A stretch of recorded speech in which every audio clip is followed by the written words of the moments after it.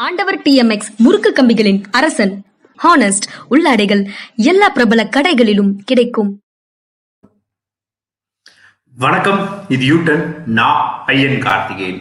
சில நாட்களா வரல, என்னடா வரலவன் அப்படின்னு நீங்க எல்லாரும் வெறி கொண்டு தேடி இருக்க கூடும். உடல் நிலையெல்லாம் ஒன்றும் பிரச்சனை இல்லை, ஆனா கொஞ்சம் அயற்சி இருந்ததன் காரணமாக கொஞ்சம் வரல. புதிய கல்விக் கொள்கையை பற்றிய நாம் பேச வேண்டிய ஒரு தருணத்தில் இருக்கிறோம். அதற்கு முன்பாக ஒரு முக்கியமான விஷயம் சொல்ல வேண்டியது இருக்கு. அது யூட்டன் ஆப். யூட்டன் ஆப் நம்ம போட்டிருக்கோம். அதை யாரால வச்சு வெளியிட்டோம் அப்படின்னா, நம்மளுடைய உறுப்பினர்கள் யாரெல்லாம் பணம் கட்டி இதை பார்க்கணும், இதை அடுத்து நேரம் நினைக்கிறாங்களோ அவங்கள வச்சே நடத்திட்டோம். ஏன்னா அவங்க ரொம்ப முக்கியமானது அப்படின்னு நினைக்கிறேன். ஏன்னா இது நடக்கணும் அப்படின்னு நினைக்கிற அவர்களால் இது வெளியிடப்பட்டிருக்கிறது. யூட்டன் ஆப் வெறும் 2 MB தான், எந்த பெர்மிஷனும் கேட்காது. அதை நீங்கள் பயன்படுத்தணும், அடுத்தவர்களுக்கு கொண்டு போய் சேர்க்கணும். கல்விக் கொள்கை பற்றி பேச வேண்டிய நேரம், பேச ஆரம்பிச்சிடலாம். நண்பர்களோட முரண்படுறதுக்கு நமக்கு ரொம்ப யோசனையா இருக்கும். நம்ம மேல அக்கறை இருக்கிற நண்பர்களோட முரண்படுறதுக்கு ரொம்ப ரொம்ப யோசனையா இருக்கும். அப்படிப்பட்ட ஒரு நண்பர் தான் பிரேம், LMS பிரேம். LMS பிரேம் நிறைய கருத்துக்களை பேசிக்கிட்டு இருந்தாரு அந்த நெப்பை பொறுத்த வரைக்கும். முதல் கேள்வி நான் பிரேம் கிட்ட கேட்கணும்னு நினைக்கிறது என்ன அப்படின்னா, ஏன் நீங்க நெப் டிராப்டுக்கு எதுவுமே பேசல?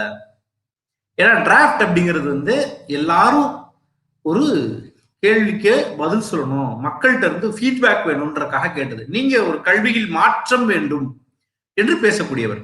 அப்படி நீங்க பேசக்கூடியவர் இந்த டிராப்டை பத்தி ஏன் பேசல? நான் உங்களுடைய நிறுவனத்தில் இருக்கிற தம்பி அசோக் கேட்டேன், எதுவும் போட்டிருக்கீங்களா தம்பின்னு. இல்லை அப்படின்னாரு. அப்ப கல்வியில் மாற்றம் தேடுபவர்கள் இந்த டிராப்டை பத்தி கருத்து சொல்லியிருக்கணும், சொல்லல. ஆனா அந்த டிராப்ட் ஃபைனல் ஆகி வரும்போது கருத்து சொல்றீங்க, ஏன் அப்படின்னு எனக்கு தெரியல. அப்புறம் உங்க வீடியோல கடைசியில் சில விஷயங்கள் பேச ஆரம்பிச்சிருக்கீங்க, அதை நான் முதல்ல பேசுறேன். முதல்ல என்ன, இதுல பிரச்சனைகள்லாம் சில இது இருக்குங்க அப்படின்னு நீங்க ஆரம்பிச்சிருந்தீங்க பிரேம். அதுல என்ன சொல்லியிருந்தீங்க அப்படின்னா, டீச்சர்களுக்கு அவ்வளவு குவாலிட்டியான டீச்சர்ஸ் நம்ம ஊர்ல இருக்காங்களா அப்படின்னு கேட்டிருந்தீங்க. அதுல 2 விஷயம் சொல்ல வேண்டியது இருக்கு பிரேம். ஒண்ணு என்னன்னு கேட்டீங்கன்னா, டீச்சர்ஸ் முதல் தலைமுறை பட்டதாரிகளாக இருப்பார்கள். நான் முதல் தலைமுறை பட்டதாரி, நீங்க முதல் தலைமுறை பட்டதாரின்னு தான் நினைக்கிறேன். இல்ல உங்க அப்பா காலத்துல படிச்சிருக்க கூடும். ஏன்னா நீங்களே ரொம்ப சிரமப்பட்டு தான் இன்ஜினியரிங் பாஸ் பண்ணேன்றதெல்லாம், இன்ஜினியரிங்க்கு உள்ள போன என்ட்ரன்ஸ்ல பிரச்சனைகள்லன்னு சொல்லியிருந்தீங்க இல்லையா? ஆக ஒரு டீச்சர் இப்பதான் முதல் தலைமுறையில படிச்சு வந்த டீச்சர், அவங்கள வச்சுதான் அடுத்த தலைமுறை முன்னேறும். அடுத்த தலைமுறை அதுக்கு அடுத்து இதை விட கொஞ்சம் பெட்டரா முன்னேறும். அப்ப இது ஒரு எவல்யூஷன் ப்ராசஸ். மெதுவாக அடுத்தடுத்த தலைமுறை மெதுவா முன்னேறக்கூடிய இடம். இதுல டீச்சர்களை மட்டும் சரியில்லையே அப்படின்றீங்க. நீங்க சொல்லுகிறவற்றையெல்லாம் சொல்லி கொடுக்கறதுக்கு பாசிபிள் இருக்கா? ரோபோட்டிக்ஸ் டீச்சர் கிராமத்துல ஒரு பாப்பநாயக்கம்பட்டியில ஒரு சாதாரண ஊர்ல போய் உட்கார்ந்து சொல்லி கொடுப்பதற்கான வாய்ப்பு இருக்கிறதா? இல்ல. அப்ப இந்த கிராமத்து பிள்ளைக்கு ஒண்ணு டீச்சர் சரியில்லைன்னு நீங்களே சொல்லிடுறீங்க. அந்த டீச்சர்கள் ஏன் இன்னமும் பெரிய அளவுக்கு வரலன்றதுக்கான காரணத்தையும் புரிஞ்சுக்கணும். எதுக்கு எடுத்தாலும் பின்லாந்து, அமெரிக்கா, நீங்க அமெரிக்காவுக்கு போயிட்டு வந்துட்டீங்க, அல்லது வேற ஏதோ வெளிநாடுகளுக்கு போயிட்டு வந்துட்டீங்க. அதற்காகவே எல்லாரையும் அதே மாதிரி இருக்கணும்னு எதிர்பார்ப்பீங்க? எங்க ஊர் 130 கோடி ஜனத்தொகை, அமெரிக்காவோட கம்பேர் பண்றீங்க. எஜுகேஷன் சிஸ்டத்தை பத்தி சொல்லும் போதெல்லாம் அமெரிக்கா மாதிரியான நாடுகள், UK மாதிரியான நாடுகள் சொல்றீங்க. அமெரிக்கால ஸ்கூலுக்குள்ள துப்பாக்கி எடுத்துட்டு போய் சுட்டுறான். ஸ்கூலுக்குள்ள நடக்குது, வாத்தியார் சொல்றாங்க, இல்ல சின்ன பையன் சுட்டுறான். அப்புறம் அதை நீங்க என்ன சொல்லுவீங்க? அதை ஏற்பீர்களா? அதை ஏற்றுக்கொள்ள முடியுமா? அந்த அளவுக்கு தான் அவங்க எஜுகேஷன் சிஸ்டம் இருக்கு. அதே எஜுகேஷன் சிஸ்டம் இன்னமும் சொல்லுது. என்ன சொல்லுது தெரியுமா? அதாவது இந்த ஊர்ல இங்க டிராப் அவுட் ஆயிட்டா அவன் தான் அதிகமா கிரிமினல் ஆகிறான், அதனால அவனை கல்வி சூழல்ல வச்சுக்கிறதே பெரும்பாடா இருக்குன்னு சொல்லுது. அமெரிக்கா தான் சொல்லுது. அவன் இருந்தானா நல்லது அப்படின்னு சொல்லுது. நிறைய ஆர்டிகல் இருக்கு, தயவு செஞ்சு போய் படிங்க. அப்புறம் அடுத்து 3வது 5வது 8வது எக்ஸாம்ல போர்டு எக்ஸாம் அப்படிங்கிறது ரொம்ப தப்பான விஷயம் அப்படின்னு பதிவு செஞ்சிருக்கீங்க. ஆமா, இதைத்தான் நம்ம முதல்ல பேசணும். 3, 5, 8லேயே போர்டு எக்ஸாம், 10, 12 இத்தனையும் அவன் எழுதி என்னைக்கு வர்றது, அவனுக்கு எவ்வளவு பெரிய ஸ்ட்ரகிள். அதன் மூலமாக டிராப் அவுட் உருவாகாதா? வொகேஷனல் பத்தி வரும்போது டிராப் அவுட் பத்தி பேசுனீங்க. 3வது 5வது 8வதுல இந்த ஒரு மாநிலம் முழுக்க சேர்ந்து ஒரு பரீட்சை எழுதக்கூடிய மாணவர்களுக்கு டிராப் அவுட் ஆகாதா? அவன் மனசு பாடுபடாதா? ஐயா நம்ம கம்மியா மார்க் வாங்கிட்டோம்னு டிராப் அவுட்டே இல்லாத அதெல்லாம் கிடையாது. ஆர்டிஐல உறுதியான கல்வின்னு சொன்னனால எக்ஸாம்ல பாஸ் பண்ணி விட்டுருவாங்க, ஒன்றும் பிரச்சனை இல்லைன்னு நம்ம திரு ரங்கராஜ் யாரா சொல்றாரு ஒரு பக்கம். எப்படி அது மாதிரி எதுவும் விஷயம் சொல்லிருக்கீங்களா? இங்க அந்த நடைமுறைப்படுத்தும் போதே நீங்க என்ன பாஞ்சீங்க? தகுதியின் அடிப்படைன்னு மேமா வந்துடுறாங்க அவங்க. நீ முதல்ல படிப்பு கொடு, அப்புறமா என் தகுதியை பாரு. முதல்ல இருக்கிறவன பூரா படிக்க வை. ரங்கராஜ் சொல்றாரு, காலேஜஸ் எல்லாம் பாத்தீங்க அப்படின்னா நிறைய பேர் படிச்சிருக்காங்கிறத ஏத்துக்கிறோம், ஆனா தகுதியானவர்களா வந்திருக்காங்களா அப்படின்றத நம்ம பார்க்கணும்ன்றாரு. முதல்ல நாங்க படிக்கிற புத்தகத்தை தொட்டுக்கிறோம், நாங்க காலேஜுக்கு வந்துக்கிறோம், அரைகுறை இன்ஜினியரா கூட வேலை செஞ்சுக்கிறோம். அதுக்கு பிறகு நீங்க தகுதியான இன்ஜினியர்களை உருவாக்குற வேலையை பாருங்க. கல்வியவே மறுத்துட்டு அப்புறம் தகுதியானவர்கள் அப்படின்னு சொல்லி ஏமாத்துற எல்லாம் வச்சுக்கணும். அப்புறம் மூணாவதா சொல்றாரு என்ட்ரன்ஸ். என்ட்ரன்ஸ் இருக்கிறது அப்படின்ற ஒரு காரணத்தினால நான் மட்டும்தான் இன்ஜினியர் ஆனேன், நானும் என்ட்ரன்ஸ்ல கம்மியான மார்க் வாங்கினேன்னு பிரேம்பதி சொல்லியிருக்காரு. ஆக கம்மியான மார்க் வாங்கின பிரேம் மட்டும்தான் இன்ஜினியர் ஆக முடிஞ்சது, கூட படிச்ச யாருமே வர முடியலன்னு சொல்றாரு. இதையெல்லாம் சொல்லிட்டு நான் கல்விக்குள்ளே ஆதரிக்கிறேன்றாரு. டீச்சர்ஸ் இருக்கா, சொல்லித்தர டீச்சர்ஸ் இருக்கா? இல்ல. 3, 5, 8, 10, 12 பப்ளிக் எக்ஸாம் பேர்டன், அதனால என்னென்ன பிரச்சனைகள் வரும் அதை பத்தி, ஆமா அதுவும் பிரச்சனை தான். அதுக்கடுத்து என்ட்ரன்ஸ் எக்ஸாம் இருந்ததுன்னா பிரேம் மாதிரியான ஆட்கள் வர்றதே சிரமம். பிரேம் மட்டும் வருவாரு, கூட இருக்கிற எல்லாரும் வரமாட்டாங்க அப்படின்னு பிரேமே பதிவு செய்யறாரு. அப்ப ஒருத்தன் படிக்க வந்தா இதெல்லாம் செஞ்சு அவன் ஃபில்டர் ஆயிருவான். ஆனா அது நல்ல சிஸ்டம் அப்படின்னு நீங்க சொல்லுவீங்கன்னா அது எந்த விதத்தில் சரி, அது எந்த விதத்தில் நியாயம், எந்த விதத்தில் அறம்? இதெல்லாம் சிக்கல். இந்த சிக்கலின் காரணமா அவனுக்கு கல்வியே மறுக்கப்பட்டுரும். அப்படிலாம் நீங்க பேசிருக்கணும். முதல்ல பிரச்சனைகளை பேசாம இது எப்படி இருக்கு தெரியுமா? இந்த வீடு அழகாக பெயிண்ட் செய்யப்பட்டிருக்கிறது, நல்ல சோஃபாக்கள் போடப்பட்டிருக்கிறது, அருமையான மெத்தைகள் அமைத்து கொடுக்கப்பட்டிருக்கிறது, ஆனா வீட்டை மட்டும் கொளுத்தி விட்டுரும், ஒருவே உள்ள போக முடியாது அப்படின்னு சொல்ற மாதிரி. முதல்ல கொளுத்து போறாங்களா, யாருமே உள்ள போக முடியாதே, அதெல்லாம் பேசணும். இல்ல இல்ல பெயிண்ட் நல்லா இருக்கு, இல்ல இல்ல சோஃபா நல்லா இருக்கு அப்படியே சொல்லணும். பிரேம்கிட்ட இருந்து இதை எதிர்பார்க்கிறது தான் எனக்கு பெரிய வருத்தமா இருந்துச்சு. இதெல்லாம் பொதுவா நம்ம போடுதாஸ் அண்ணன் பேசுவாரு. இத நம்ம பிரேம் எடுத்ததுதான் பெரும் வருத்தம். அதுக்கடுத்து பாத்தீங்க அப்படின்னா இந்தியன் எஜுகேஷன் சிஸ்டம் சரியில்லைங்கிறதான் நாங்கள் தொடர்ந்து சொல்றோம் அப்படின்னாரு. ஆமா, இந்தியன் எஜுகேஷன் சிஸ்டம் சரியில்லை நீங்க தொடர்ந்து சொல்றீங்க. தமிழ் எஜுகேஷன் சிஸ்டத்துல என்ன சிக்கல் இருக்குன்னு பேசணும்னா நீங்க தமிழ் எஜுகேஷன் சிஸ்டம் இந்த நெப் எதை குறிக்குது அப்படின்னா, இங்க 50% அச்சீவ் பண்ண போறாங்களாம். ஜிஆர், கிராஸ் என்ரோல்மெண்ட் ரேஷியோ, அதாவது பள்ளி படித்த மாணவர் கல்லூரிக்கு குறைஞ்சபட்சம் 100 பேர் பள்ளி படிப்பு முடிச்சா 50 பேரால் படிக்க போகணும், அதான் எங்களுடைய குறிக்கோள்ன்றாங்க. அதை தமிழகம் சாதித்தே விட்டது. 49% இருந்தது நான் போன வருஷம் டிராப்டை பத்தி பேசும்போது. அப்ப இதுதான் உங்கள் கோரிக்கை என்றால், இப்ப தமிழகம் என்ன செஞ்சது? செருப்பு கொடுத்துச்சு. நடந்து வரியாடா, பாவண்டா தம்பி செருப்பு போட்டுக்க. பையிலடா, பையிந்த. பஸ்ல வர்றியா, பஸ் பாஸ் ஃப்ரீ. சாப்பாடு இல்லையாடா, வாடா சாப்பிடுறா, மதிய உணவுடா உனக்கு. அது உனக்கு ஊட்டச்சத்தா இல்லையாடா, இந்தாடா முட்டை. இன்னமும் வர்றா, பயிர்கள்ரா, நல்லா சாப்பிட்றா தம்பி. புத்தகம் வாங்க காசு இல்லையாடா, புத்தகம் ஃப்ரீடா. கல்வி இலவசம்டா. சைக்கிள் வேணுமாடா, இந்த சைக்கிள். லேப்டாப் இல்லையாடா, இந்த லேப்டாப். இதையெல்லாம் தமிழகம் செஞ்சது. எல்லாம் செஞ்சாங்க. காமராஜர் தொடங்கி எம்ஜிஆர், ஜெயலலிதா, கருணாநிதி எல்லாரும் பண்ணாங்க. அப்படித்தான் தமிழகம் இதை சாதிச்சிச்சு. அந்த சிஸ்டத்தை ஃபாலோ பண்ணுங்கப்பா அப்படின்னு சொல்லலாம் இல்லையா? இல்ல இந்தியன் எஜுகேஷன் சிஸ்டம் நடத்துறத நான் சொல்றேன், அதுலதான் சிக்கல் இருக்கு அப்படின்ற அப்படி சொல்றாருன்னு வச்சுங்க, அதையே நம்ம ஏத்துக்குவோம். அதுல ரெண்டாவது ஒரு விஷயம் வந்திருக்கு. 6 வயசுலதான் இந்த ஸ்கூல் சிஸ்டத்துக்குள்ள கொண்டு வர்றாங்க. நம்மளுடைய இவ்வளவு நாள் பாத்தீங்கன்னா 6 வயசுல இருந்து தான் 1ஆவதுல இருந்து அந்த ஸ்கூல் சிஸ்டத்துக்குள்ள கொண்டு வர்றாங்க. ஆனா இப்ப 3 வயசுல பிள்ளையவே அந்த ஸ்கூல் சிஸ்டம் அப்படிங்கிறதுக்குள்ள கொண்டு வர்றாங்க. இது நல்லது தானே அப்படின்ற மாதிரி ஜஸ்ட் லைக் தட் இப்படி இருக்கு ஓகே அப்படின்னு நகர்ந்து போறாரு. 3 வயசு பிள்ளைய இந்த பிளே ஸ்கூல்ல கொண்டு போய் சேர்த்துடாங்கன்னா, ப்ரீ கேஜில போட்டு கொள்ளாதீங்க, எங்கேயாவது வச்சு ஏன்டா படுத்துறீங்கன்னு எல்லாரும் கேள்வி கேட்டுருக்கோம். அதுக்கும் பாத்தீங்கன்னா கொள்ளையா காசு வாங்குறாங்க, பிரேட் எடுத்துக்கிட்டு இருக்கோம். இப்ப அரசாங்கம் என்ன சொல்லுதுன்னா, அரசாங்கத்துக்கும் அது அப்படிதான் ஃபார்மெட்டு. இந்த எஜுகேஷன் சிஸ்டத்துல 3 வயசுல இருந்தே அந்த பிள்ளை பள்ளிக்கூடத்துல இருந்தே ஆகணும் அப்படின்னு சொல்லுது. அதை எப்படி நீங்க ஆதரிக்கிறீங்க? சின்ன பிள்ளை ஸ்ட்ரெஸ்ல வச்சு அந்த 3ல இருந்தே படிக்கிற ஸ்ட்ரெஸ்ஸுக்குள்ள கொண்டு வரணும் அப்படின்றது எந்த இடத்துல சரி? இல்ல அங்கன்வாடியை மென்ஷன் பண்ணிருக்கோம், பிளே ஸ்கூல்ல மென்ஷன் பண்ணிருக்கோம், அதான் ஏற்கனவே இருக்கே. அங்கன்வாடி மையம் இலவசமாக ஏற்கனவே நகருது, அதையே ஸ்கூல் எஜுகேஷனுக்குள்ள கொண்டு வரீங்க. அப்ப 6 வயசுல இருந்து தான் அவன் படிக்கிறதுக்குள்ள வர்றான். இதுவே அங்கன்வாடியில் போறான், நல்லா சாப்பிடுவான், அங்க உட்காருவான், அவன் ஃப்ரீயா இருப்பான். அதுலயும் கொஞ்சம் சொல்லி தர்றாங்க. அது ஊட்டச்சத்தை முதலில் அவனுக்கு கொடுக்குறாங்க. அதுதான் அங்க நடந்துகிட்டு இருக்கு. அதான் ஏற்கனவே இருக்கு. அதை இந்த எஜுகேஷனுக்குள்ள 3 வயசுலயே அவனை வந்து அந்த பள்ளி சூழலுக்குள்ள கொண்டே வரணும் அப்படின்னு சொல்றது ஒரு பேர்டன் இல்லைங்களா? நீங்க யோசிக்க வேண்டாமா? அது எப்படி நீங்க போற போக்குல ஒத்துக்கிறீங்க? அது என்னுடைய அடுத்த கேள்வி. அடுத்து ஆக்டிவிட்டி பேஸ்ட் தான் எஃபெக்டிவா இருக்கும் அப்படின்னு நீங்க சொன்னீங்க. ஆக்டிவிட்டி பேஸ்ட் எஃபெக்டிவா இருக்கும், சந்தோஷம். சமச்சீர் கல்வினா என்ன அப்படின்னு இங்க நிறைய பேருக்கு தெரியறது இல்ல. ஏன்னா நம்ம படிக்கும்போது சமச்சீர் கல்வி கிடையாது. என்ன சமச்சீர் கல்வி? சமச்சீர் கல்விங்கிறது எல்லாருக்கும் சமமான கல்வி அப்படின்றதுதான். அப்படியா? ஆமாங்க.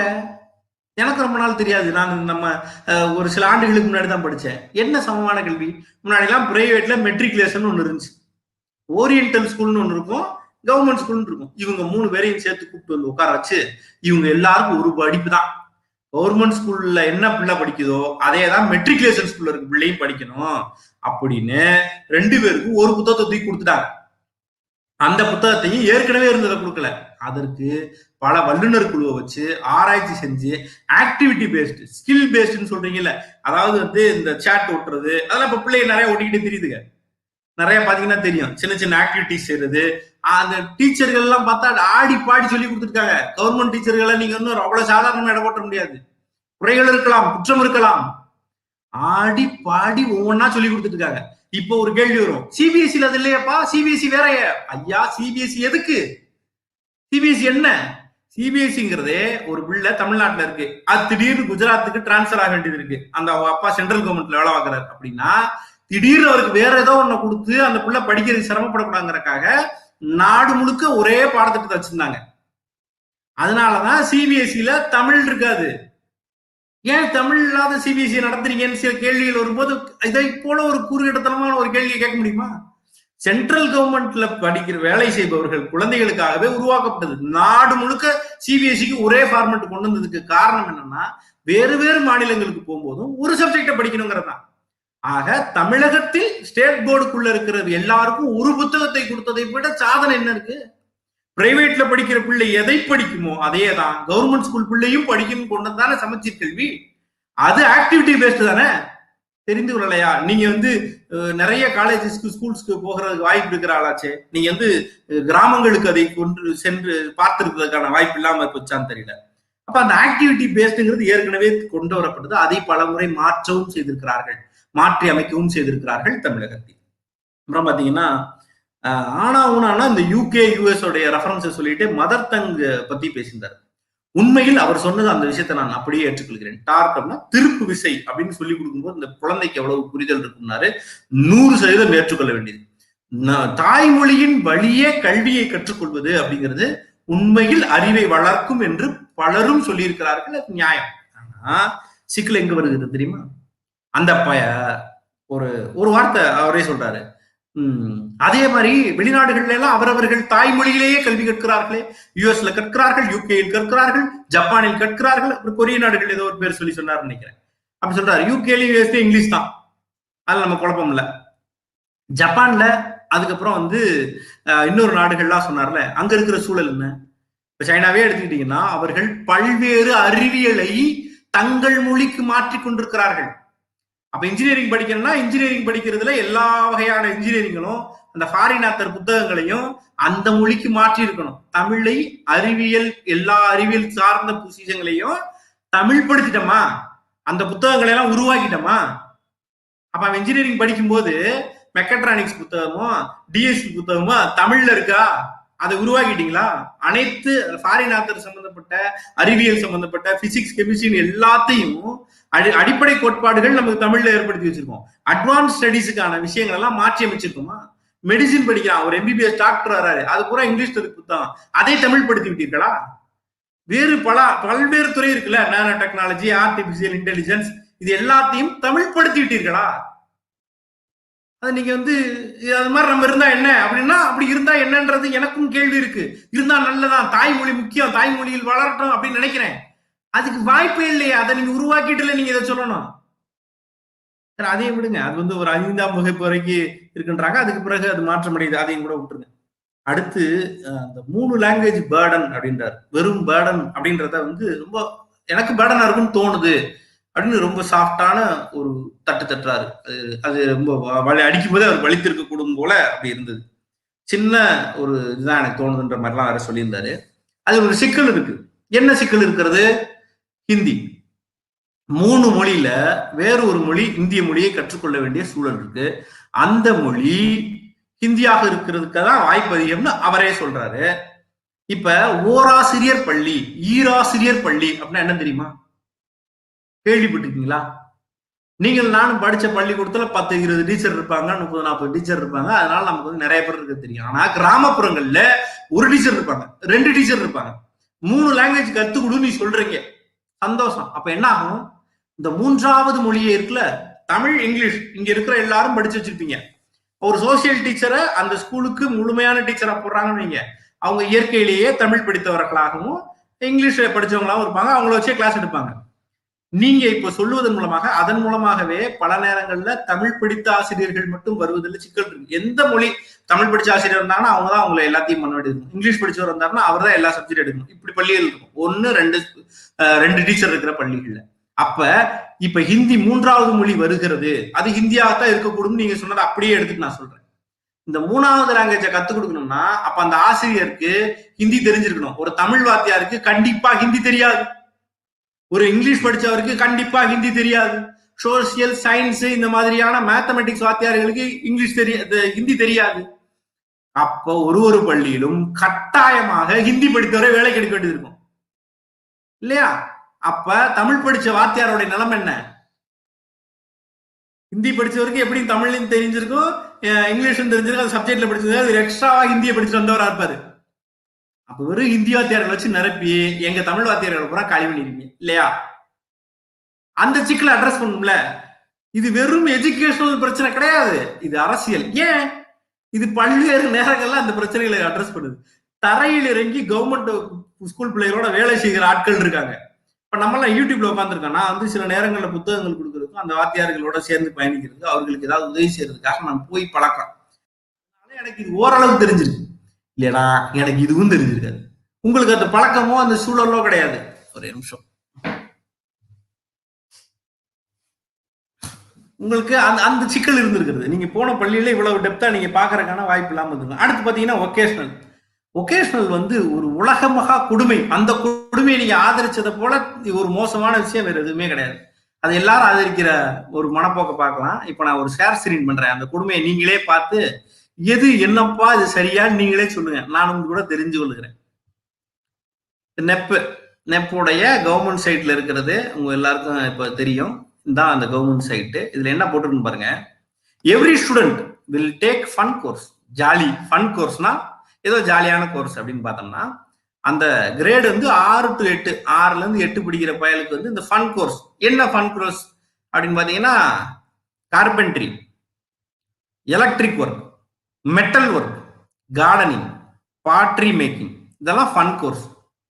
ஃபன் கோர்ஸ்லாம் எப்படி பாத்தீங்கன்னா நீங்க வந்து தச்சு வேலை செய்வது, எலக்ட்ரிக் வேலை செய்யறது, மெட்டல் ஒர்க்கு, இரும்படிக்கிற வேலை, அல்லது வந்து மெட்டல் வச்சு என்ன வேலைன்னு தெரியல, மெட்டல் சம்பந்தப்பட்ட எல்லா வேலையும் வைங்க, வெல்டிங் வைக்கிற வேலையை போல, கார்டனிங், பாட்ரி மேக்கிங், இதெல்லாம் வந்து ஃபன்ல வந்துருது. அது ஒண்ணு. 2வது என்ன சொல்றாங்க தெரியுமா? And as decided by state and local communities and as mapped by local skilling needs அப்படின்னு. அப்படின்னா என்னன்னு புரியுதா? லோக்கல் ஸ்கில்லிங் நீட்ஸ்னா என்னன்னு தெரியுதா? லோக்கல்ல அந்த வேலைக்கு ஆள் தேவைப்படுதா, அந்த ஸ்கில்லுக்கு ரெக்குயர்மெண்ட் இருக்கா, அதை கத்துக்குதுன்றாங்க. எது அந்த ஸ்கில் லிஸ்ட் பண்ணிருக்கீங்க? கார்பென்ட்ரி, எலக்ட்ரிக் வேலை, மெட்டல் வேலை. அப்ப என்ன சொல்ல வர்றீங்க? அப்ப என்ன சொல்ல வருது? 6வதுல இருந்து 8வது படிக்கிற பையகையில நீ எலக்ட்ரிக் வேலை கொடுப்பீங்களா? எலக்ட்ரிக் வேலையை தெரிஞ்சுக்கன்னு சொல்லுவீங்களா? அவன் வந்து கார்பென்ட்ரி வேலையை தெரிஞ்சுக்கணுவீங்களா? ஆணி அடிக்கணுமா, அவன் ஒன்னொன்னையும் வெட்டணுமா? 6ல இருந்து 8 படிக்கிற பையன் மெட்டல் ஒர்க்கு, வெல்டிங் வைக்கணுமா? அந்த வயசுல அந்த வேலை செய்ய விடுவீங்களா? உங்க வீட்டு பிள்ளைய விடுவீங்களா? என்ன பேசிட்டு இருக்கோம்? பிராக்டிக்கலான ஸ்டடீஸ்ங்கிறதுக்கும் இந்த மாதிரியான வேலை பார்க்கிற ஆட்களுடைய ஸ்டடீஸும் ஒண்ணு நினைச்சிட்டு இருக்கீங்களா நீங்க? அது பிராக்டிக்கலா கத்துக்கணுங்கிறத நாங்களும் சொல்றோம்னா நீங்க எங்க கெமிக்கல் வச்சு சொல்லி கொடுத்துட்டீங்க. ஒரு கெமிக்கல் என்ன வேலை செய்யும் சொல்லி கொடுக்குறீங்க. ஒரு பிசிக்ஸ் எங்க அப்ளை ஆகும், அது என்ன மாதிரி வேலை செய்யும் சொல்லி கொடுக்குறீங்க. கெமிஸ்ட்ரியில என்னன்னு சொல்லி கொடுக்குறீங்க. அதான உங்களுடைய வீடியோக்கள். ஒரு காற்றுக்கு என்னென்ன விஷயங்கள் இருக்கு, ஒரு சின்ன நட்டு எப்படி இருக்கும், அந்த நட்டு எப்படி செயல்படும், திருப்பு விசை என்றால் என்ன, இந்த காற்றை வச்சு என்னென்ன பண்ண முடியும், தண்ணி எவ்வளவு தூரம் மேல, இப்படி அறிவியலை கற்றுக் கொடுக்கிறீர்கள். அதுதானே பிராக்டிகல் ஸ்டடி. கார்பன் ஜன்னல் தேடா, ஜன்னல் ஒட்டுறா, எலக்ட்ரிக்கல் பாயிண்ட் போடுறா அப்படின்னு சொல்றது எப்படி பிராக்டிகல் ஸ்டடிஸ்ல நீங்க இதை கொண்டு வர்றீங்க? 2 வயர் அடிச்சு காப்பர் வயர்ல எவ்வளவு கரண்ட் பாஸ் ஆகுதுன்னு தெரிஞ்சுக்கோ, அலுமினிய வயர்ல எவ்வளவு கரண்ட் பாஸ் ஆகுதுன்னு தெரிஞ்சுக்கோ. அப்ப இதுல இருக்கிற வேறுபாடு என்னன்னு சொல்லி கொடுத்தா அறிவியல். இந்த பிளக் பாயிண்ட மாட்டு, இந்த வயரிங் கொடு, இதுல ஃபேன் ஓட வை அப்படின்னு சொன்னா அது அறிவியல் அல்ல, அது வேலை, லேபர் ஒர்க். நீங்க அவனை லேபர் ஒர்க்கு தயார்படுத்துறீங்க. லோக்கல் ஸ்கில் நீட்ஸுக்கு ஏற்றாற்படி, லோக்கல் ஸ்கில் நீடுக்கு ஏற்றாற் போல வேலையாட்களை உருவாக்குறது தான் உங்களுடைய வேலையா? லோக்கல்ல என்னென்ன வேலைக்கு ஆள் தேவையோ அதை தயார்படுத்தின 6ல இருந்து 8 வரைக்கும் பண்ணீங்கன்னா அதுக்கு பேரு குலக்கல்வின்னு உங்களை சொல்லாம என்ன செய்யுமா? இங்க இருந்து கேள்வி கேட்காம என்ன செய்யுமா? இல்ல இது 1 to 2% தான் டிராப் அவுட் ஆகும். எப்படிங்க டிராப் அவுட் ஆகும்? இந்த கல்வி எதற்காக? தச்சர் வீட்டு பையனுக்கு தச்சர் வேலையை தெரிஞ்சுக்கிறது ஈஸி. வறுமையில் இருப்பார்கள், குறைஞ்ச சம்பளத்தில் இருப்பார்கள், அப்பா செய்யற வேலையை தம்பி மகன் செஞ்சிருவான். வீட்டுல தினமும் எல்லா வேலையும் செஞ்சிருப்பாங்க. வெல்டிங் பண்ற வேலையில இருக்கும். அவன் பார்த்து பார்க்கும்போது அந்த இடத்துல நிப்பான். அக்ரிகல்ச்சரே எடுத்துக்கங்க, விவசாய வீட்டுல எல்லா பயலுக்கும் அடிப்படை விவசாயம் தெரியும். நீங்க எல்லாம் சொல்லி கொடுக்க ஸ்கூல் வச்செல்லாம் சொல்லி கொடுக்க ஆடு மேய்க்க தெரியும். ஆடு எப்ப பசிக்கும், என்ன செய்யுது, அது நல்லா இருக்கா நல்லா இல்லையாங்கிறதெல்லாம் அவனுக்கு தெரியும். விவசாய வேலையை அவனுக்கு தெரியும். நாமளெல்லாம் அந்த மாதிரி சொபிசிகேஷன்ல இல்லாத, அந்த மாதிரியான சொபிசிகேட்டட் வாழ்க்கையில அந்த மாதிரி சிக்கல்ல இல்லாதனால அவனை அப்படி நீங்க நினைக்கலாமா? அவன் எப்படா இந்த வேலையை தெரிஞ்சுக்கிட்டான்னா, இந்த வேலையை புரிஞ்சுக்கிறான்னா, எதுக்கு கல்வி கஷ்டமா இருக்கு, இதுக்கு போயிடுவேன்னு வந்துட மாட்டானா? கெரியர் கைடன்ஸ் 9th இருந்தே ஆரம்பிக்கிறீங்க. நான் சின்ன வயசுல இருந்து ஒவ்வொன்னா நினைச்சுக்கிட்டு கடைசியில வேற ஆனேன். அந்த பையனை ஏற்கனவே நம்ம ஸ்கூல்கள் எல்லாம் ஒரு பெரிய பிரச்சனை இருக்கு. நீ ஒழுங்கா படிக்க மாட்டே, நீ எதுக்கு லாயக்கு இல்லைன்னு. இப்ப பாரு, நீ எதுக்கு லாயக்கு இல்ல, உனக்கு எலக்ட்ரிக் வேலை தான் வருது, உங்க அப்பா மாதிரியே நீ எலக்ட்ரிக் வேலை பாருன்னு சொல்லிட்டா அங்க அவன் வாழ்க்கை என்ன ஆகும்? 1 to 2% எப்படி கணக்கெடுத்தீங்க? எந்த கணக்கீடின் அடிப்படை? எப்படி நீங்க சொல்லலாம் 1 to 2% தான் ஆகும்ட்டு? அப்படின்னாலும் 1 to 2% தானே, பரவாயில்ல அதுக்காக அப்படின்னு நீங்க சொல்றது எந்த விதத்தில் ஏற்றுக்கொள்ள முடியும்? ஒரு பிள்ளை கூட படிக்காம போயிடக்கூடாதுன்னு நினைக்கிறது தான் அக்கறை. 1% பிள்ளைகள் படிக்காம போனாலே பரவாயில்லைங்கிறது அக்கறை அல்ல. பெரிய அது மோசமான விஷயம்.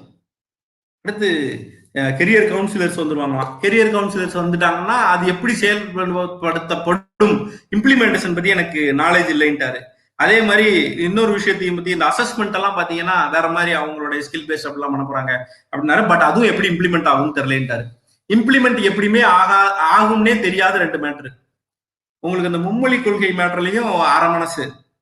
நீங்க சொன்ன பாயிண்ட்ஸ்ல அது இல்லாம 3 பாயிண்ட், இந்த டீச்சர்கள் பிரச்சனையும் உங்களுக்கு பிடிக்கல. 3 to 3, 5, 8 அந்த பப்ளிக் எக்ஸாமும் உங்களுக்கு பிடிக்கல. என்ட்ரன்ஸ் இருந்தா பிரேம தவிர யாரும் வர முடியாதுன்னுட்டீங்க. அதுல பல பேர் வாழ்க்கை போயிருந்தீங்க, அதுவும் பிடிக்கல. எந்த அடிப்படையில நெப்ப நீங்க ஆதரிச்சீங்க? எனக்கு புரியவே இல்லை, சத்தியமா புரியல. உங்களுக்கு பிடிக்கல அல்லது இம்ப்ளிமெண்ட் ஆகாதுன்னு பாதியை சொல்லிட்டீங்க. இருந்தாலும் நான் இந்த கல்விக் கொள்கையை ஆதரிக்கிறேன்னு சொல்ல வேண்டிய கட்டாயம் எங்க இருந்துச்சுன்னு தெரியல. நானும் ஏதாவது இன்னும் கொஞ்சம் தெரிஞ்சுக்கலான்னு உங்களுடைய வெப்சைட்டுகள் எல்லாம் தேடி பார்த்தேன். பிக்மை கேரர்னு சொல்லி ஒன்று நீங்க ஸ்டார்ட் பண்ணிருந்தீங்க. சரி, அதுல போய் தேடினாவாது நமக்கு ஏதாவது தெரிய வருதா, புதுசா தகவல் கிடைக்குமான்னு பார்த்தேன். அதுல ஒண்ணு நீங்க கார்பென்ட்ரி ஒர்க்கை பத்திலாம் நீங்க ஒன்றும் சொல்லலை. கார்பென்ட்ரியவோ அல்லது எலக்ட்ரிக் வேலையவோ ஒன்றும் குறிப்பிட்டதா தெரியல. நானும் கொஞ்சம் நேரம் இதை உள்ள போய் பார்த்தேன். அதெல்லாம் கெரியருக்குள்ள வர்ற மாதிரி தெரியல. நீங்க வேற ஏதோ சொல்லி கொடுக்குறீங்க. ஒரு கூப்பன் கூட கொடுத்துருக்கீங்க, அதுல கூட சாய்ராம்னு இருக்கு. அந்த கூப்பன்ல கூட அந்த இது உங்களுடைய தானே? அந்த வெப்சைட்டு கீழே பார்த்தா கூட காப்பிரைட் LMES அகாடமி அப்படின்னு இருக்கு. இப்ப எனக்கு புரிஞ்சுக்க முடியல. உங்களுக்கு ஏதாவது புரிஞ்சா நீங்க புரிஞ்சுக்கங்க மக்கள். அல்லது நான் பிரேமோட அதான் நான் முன்னாடி சொன்ன மாதிரி நான் ரொம்ப நண்பர், அவரோட முரண்படணும்னு இல்லை. ஆனா அவரே அந்த கருத்தில் ஒரு விவாதம் வந்தாதான் நாடு நல்லா இருக்கும் அப்படின்றதுனால என்னுடைய கருத்தை நான் மிக தெளிவாக எடுத்து வச்சிருக்கேன். ஆக சம்பந்தம் இல்லாம இங்க ஏகப்பட்ட குழப்பம் இருக்கும்போது கல்வியாளர்கள்னு ஒரு குரூப் இருக்கு. அவன் தான் நிஜமா போய் பிள்ளைய பக்கத்துல உட்கார்ந்து வேலை செஞ்சுட்டு இருக்கான், கிராமமா போய் எஜுகேட் பண்ணிட்டு இருக்கான். நாம அது சேரல. நானே கூட ரொம்ப குறைவா அவர்களோட தொடர்புல தான் இருக்கேன் இல்லையா? அப்ப அவங்களுக்கு தான் வழி தெரியும், பிள்ளை எப்ப டிராப் அவுட் ஆகும் அப்படின்றது அவங்களுக்கு தான் மிக அதிகமா தெரியும். நாம கல்வியை மாற்றணும்னு சொல்லிவிட்டு இந்த ஒகேஷனல் விஷயத்துக்கெல்லாம் சப்போர்ட் பண்றதுங்கிறது கல்வியை மாற்றுவதற்கான வழி கிடையாது. அப்ப எக்ஸாம் வச்சும் காலி பண்ணலாம், 3 வயசுலயே வந்து சேருன்னு சொல்லியும் கொடுமைப்படுத்த முடியும். அதுக்கடுத்து வந்து இந்த ஒகேஷனலை சொல்லி அவனை வந்து அந்த வேலையை பார்க்கறதுக்கு அனுப்பி விட்டுறலாம். இப்படி பல்வேறு நாட்டுகளை வச்சுட்டு அது வந்து நல்ல கல்விதான் அப்படின்னு சொல்றதுங்கிறது வந்து ஏற்புடையதல்ல. நெப் வந்து நிச்சயமாக ஒரு அநியாயம். இதெல்லாம் தாண்டி என்ட்ரன்ஸ் எக்ஸாம்ஸ் எல்லாருக்கும் வைக்க போறாங்க. எல்லாருக்கும் வைக்க போறாங்க. ஒருவேளை வந்து சரியா பிரேம் இதை படிச்சுக்க மாட்டாரோ அப்படின்ற சந்தேகம் கூட இருக்கு. அதனால ஒருவேளை படிச்சுட்டு அவர் கருத்தை மாத்திக்கிடுவார் அப்படின்னு நான் நம்புறேன். ஏன்னா இதை படித்து என்னிடம் பேசிய கல்வியாளர்கள்லாம் this is wrong, some agenda is behind him அப்படின்னாலாம் எனக்கு சொன்னாங்க. நான் அதை நம்பல. அவர் என் நல்ல நண்பருங்க, அப்பெல்லாம் அவர் பண்ண மாட்டாரு அப்படின்னு. அந்த நம்பிக்கையை காப்பாற்றும் விதமாக இதுல இருக்கிற தவறுகளை திருத்திக்கிட்டு ஸ்டாண்ட மாத்துவாரு அப்படின்னு ஒரு ஆசையும் நம்பிக்கையும் வச்சு இதை நான் முடிக்கிறேன்.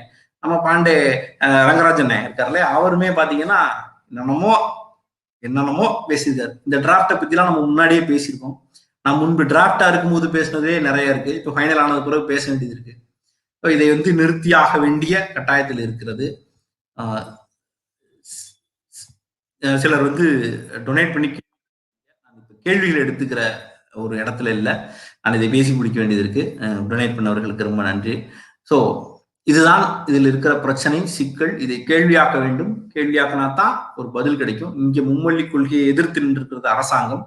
அதையோடு இது நிற்க போவதில்லை. இதில் இருக்கிற சிக்கலை தொடர்ந்து பேசுவதாலும் அதுக்கு இருக்கிற இந்த குழந்தைகளை மீட்பதற்கான வழிகளை செய்வதுங்கிறது ரொம்ப முக்கியம். கல்வியை மாற்றம்னு கண்டதையும் வச்சு அது கல்வி மாற்றமாக மாறாது. நன்றி.